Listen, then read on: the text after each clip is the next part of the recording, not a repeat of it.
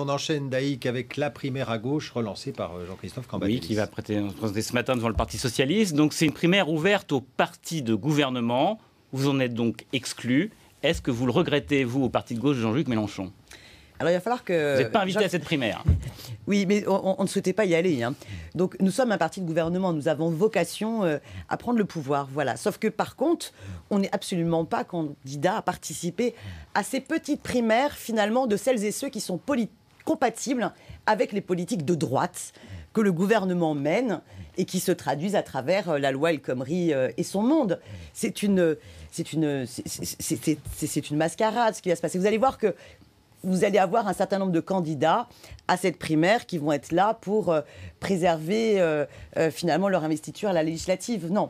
Aujourd'hui, il faut se dire, si on souhaite radicalement changer de politique, parce qu'on estime que cette politique, notamment la loi travail, va à l'encontre de l'intérêt général, casse les droits des salariés, il faut à ce moment-là soutenir une alternative qui ne souffre pas de confusion avec le Parti socialiste. Alors, cette semaine, il y a eu un sondage. Jean-Luc Mélenchon serait le candidat favori, préféré en tout cas des sympathisants de gauche. Dans quelques sondages, il devance François Hollande en intention de vote. Finalement, est-ce qu'il n'aurait pas intérêt à y aller à cette primaire? Parce qu'il pourrait presque la gagner. Et il n'y aurait plus d'autres candidats de gauche face à lui. C'est bien pour ça que notre refus de participer à cette primaire n'est pas une peur de ne pas la gagner. Enfin, au début, on pouvait l'interpréter comme ça. Mais là, avec les sondages de cette semaine... C'est un souhait de clarté. On ne participe pas à des primaires avec celles et ceux dont nous combattons la politique.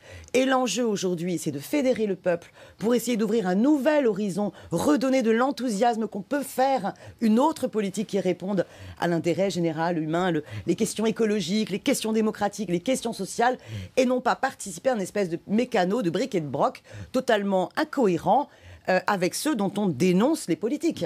Mais néanmoins, s'il y a deux candidats à gauche, un de la gauche, Jean-Luc Mélenchon, un autre issu de cette primaire, la gauche sera éliminée au soir du premier tour de l'élection présidentielle. Est-ce que si dans les sondages, Jean-Luc Mélenchon... c'est votre pronostic. C'est ce que disent à peu près les sondages et les enquêtes d'opinion. Mais si dans l'avenir, les sondages continuent à mettre que Jean-Luc Mélenchon est devant François Hollande, est-ce que vous demandez au PS de se ranger derrière la candidature de Jean-Luc Mélenchon pour qu'il y ait un seul candidat à gauche qui ait des chances d'être au second tour? Vous savez, on est à 1 an du scrutin. Donc en une année, il va se passer énormément de choses.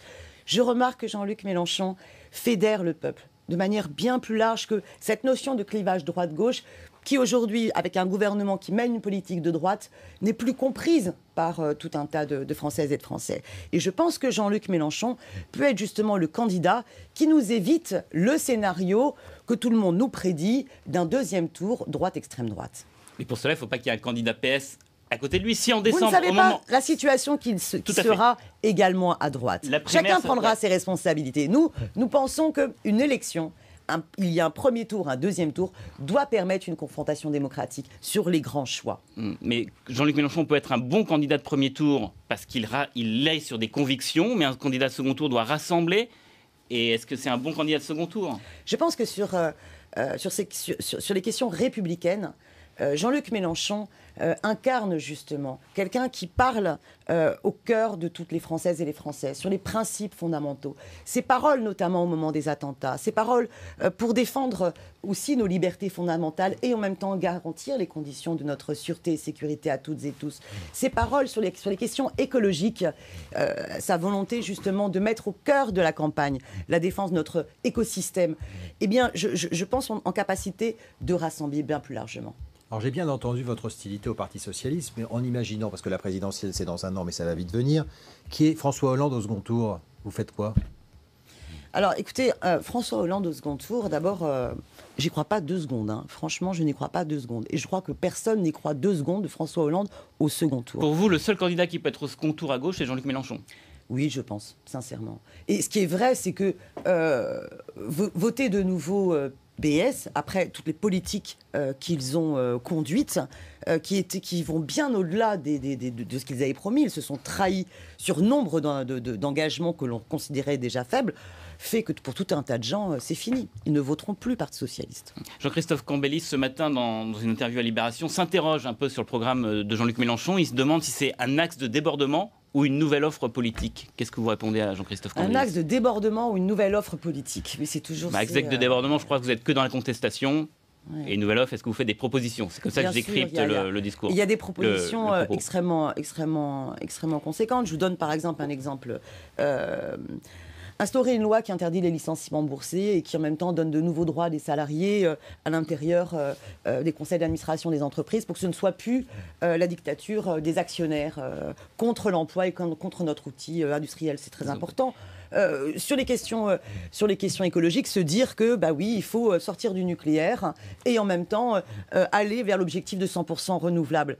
Ce sont des mesures extrêmement concrètes. Est-ce que vous pensez que le succès de Jean-Luc Mélenchon en ce moment, dans les sondages, est lié simplement au mouvement social, dont il prolongerait le mouvement par une expression politique, ou est-ce que ça va au-delà? Parce que si le mouvement social s'arrête, la popularité de Jean-Luc Mélenchon peut également s'arrêter dans les prochains mois. Vous voyez ce que je veux dire? Tout à fait. Ça va au-delà, même si la question sociale est un accélérateur parce qu'elle unifie et elle fédère le peuple.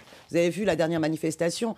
Moi, j'étais frappée de voir, par exemple, le cortège des taxis qui venait rejoindre les luttes sociales qu'on a plus l'habitude, les secteurs qu'on a plus l'habitude. Juste une parenthèse, c'est un dossier dont vous êtes emparé au Conseil de Paris. Vous êtes un peu la passionnariat des taxis face à Uber. Oui, parce que je pense vraiment que la bataille contre l'ubérisation de la société est sur la question sociale une question extrêmement importante parce qu'on voit des multinationales qui essayent non seulement de s'affranchir de leurs obligations fiscales, mais en plus de s'affranchir de leurs obligations patronales. Mais Jean-Luc Mélenchon, en plus, incarne aussi celui qui serait finalement le candidat à la présidentielle qui permettrait, par la convocation d'une constituante pour donner les moyens au peuple de réécrire les règles du jeu, accepterait de se destituer lui-même. Puisque l'idée d'une 6e République, c'est vraiment de renforcer le pouvoir parlementaire. Et vous pensez que ça imprime vraiment dans l'opinion et que ça explique sa popularité actuelle? Je pense que la question démocratique est de faire en sorte qu'on en finisse avec une petite poignée finalement d'oligarques, avec la collusion d'intérêts entre le monde économique, le monde médiatique et le monde politique qui décident contre le peuple et sans le peuple, est quelque chose qui s'ancre de plus en plus en termes d'aspiration démocratique. Nous sommes l'intelligence collective, nous avons la possibilité de définir les politiques qui servent l'intérêt général. Allez, enchaînement tout à fait naturel, le conflit social. J'ai bien noté la loi El Khomri et son monde, a dit Daniel Simonet tout à l'heure. Donc, est-ce que c'est responsable d'appeler toujours à manifester contre cette loi quand on voit que la sécurité n'est pas assurée lors des cortèges et des manifestations? Bien sûr, c'est tout à fait responsable. Quand on estime que cette loi va pourrir nos vies et revenir sur un siècle d'acquis sociaux en imposant notamment l'inversion de la hiérarchie des normes, il serait irresponsable de ne pas assumer de tout faire légalement pour empêcher cette loi travail. Mais quand on a vu ce qui s'est passé à Necker, d'abord, sur ce qui s'est passé à Necker et sur la terrible manipulation qu'il y a pu y avoir sur les événements de Necker.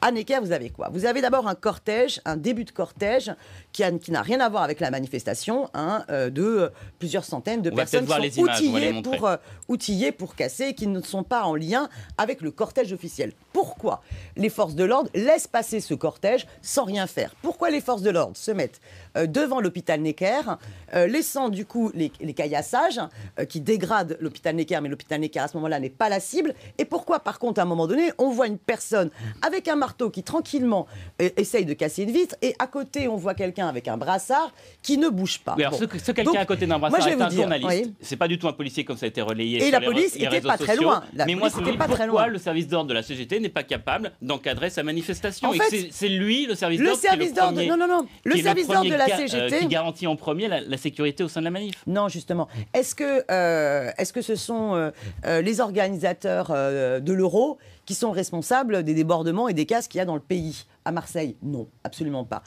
La responsabilité des services d'ordre, pas que de la CGT, mais de l'ensemble des organisations qui sont impliquées, leur responsabilité, c'est sur les cortèges organisés. Et sur les cortèges organisés, il n'y a eu aucun problème. Et la responsabilité de l'État, des forces de l'ordre et de M. Cazeneuve est d'assurer la sécurité autour. Or, M. Cazeneuve, et c'est pas simplement moi qui le dis, c'est aussi les syndicats de police, c'est pas simplement la CGT Police, mais aussi le syndicat Alliance, dont on ne peut pas l'accuser d'être proche de ce que nous racontons, qui dit on a le sentiment que des ordres sont donnés aux forces de l'ordre pour ne rien faire. pour justement permettre peur. d'avoir des images de débordement qui, dans les médias, servent à dénigrer C'est la aussi mobilisation par peur sociale. de confondre peut-être les manifestants avec les casseurs. Mais est-ce que vous condamnez la violence des casseurs? J'ai du mal bien que vous sûr. avez du mal à condamner cette violence. Mais non, quand on en vient à attenter à l'intégrité physique des forces de l'ordre, quand on en vient à caillasser et dégrader les façades de l'hôpital Necker, et non pas le saccager comme Valls l'a dit. Il n'y a pas eu de saccage de l'hôpital, personne n'est rentré dans l'hôpital. Mais tout ça, je condamne, parce que ça fait le jeu du gouvernement. Ça ne sert absolument pas à la mobilisation sociale.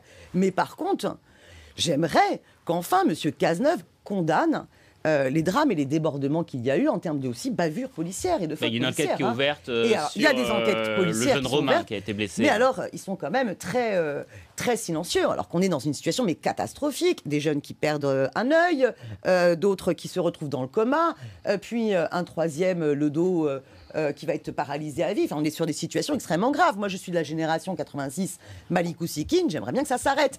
Et le meilleur moyen que ça s'arrête et qu'on n'arrive pas à ce drame irréversible, alors qu'on en a eu un justement après les barrages de Sivens, eh bien, il faut que ce gouvernement retire la loi El Khomri. Merci beaucoup Daniel Simonet d'avoir été l'invité de ce Samedi Politique. Merci Daïk, à la semaine prochaine.